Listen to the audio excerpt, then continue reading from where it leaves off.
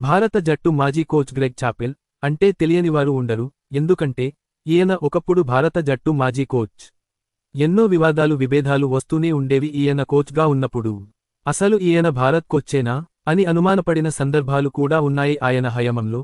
ఒకానొక టైంలో India team captain అయిన సౌరవ్ గంగూలీని కూడా ఆట నుంచి తప్పించడం, ఆయన కెరీర్ ఫుల్ స్టాప్ పడడానికి కూడా కారణం గ్రెగ్ చాపెల్ అనే మీలో చాలా మందికి తెలుసు.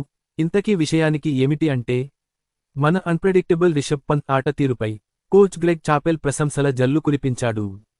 పంత్ తన బ్యాటింగ్తో క్రికెట్ ఆటకు కొత్తదనాన్ని అద్దుతున్నాడని, ఆటను పునర్నిర్వచిస్తున్నాడని చాపెల్ కొనియాడాడు. ఇంగ్లాండ్తో హెడింగ్లీ వేదికగా జరిగిన తొలి టెస్టు మ్యాచ్లో పంత్ ప్రదర్శించిన సాహసోపేతమైన ఆటతీరు అభిమానులను మునివేళ్లపై నిలబెట్టింది.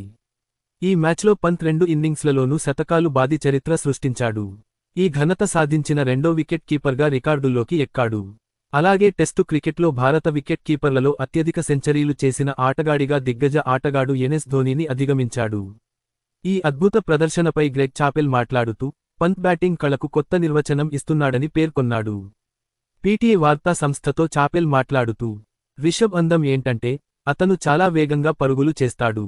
అతని ప్రదర్శన అసాధారణమైంది. అతను ఆడిన కొన్ని షాట్లు ఎంసీసీ క్రికెట్ నియమావళిలో ఉండవు. ఒక బ్యాట్స్మన్గా అతను నిజంగా ఆటకు కొత్త రూపునిస్తున్నాడు. ఆధునిక టెక్నాలజీతో బ్యాట్లు కూడా చాలా మారాయి. పాత బ్యాట్లతో సాధ్యం కాని షాట్లను ఇప్పుడు ఆడగలుగుతున్నారు.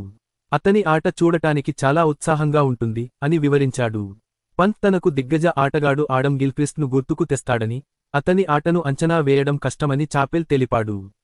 నేను అతడిని మొదటిసారి చూసినప్పుడు నాకు ఆడమ్ గిల్క్రిస్ట్ గుర్తొచ్చాడు. ఇద్దరూ భిన్నమైన ఆటగాళ్లు. కానీ ఒక వికెట్ కీపర్ ఆ స్థాయిలో బ్యాటింగ్ చేసి వేగంగా పరుగులు చేయగలిగితే జట్టుకు ఎంత తేడా వస్తుందో చూడొచ్చు. మొదటి బంతి నుంచే అతని నుంచి ఏం ఆశించాలో మీకు ఎప్పటికీ తెలియదు.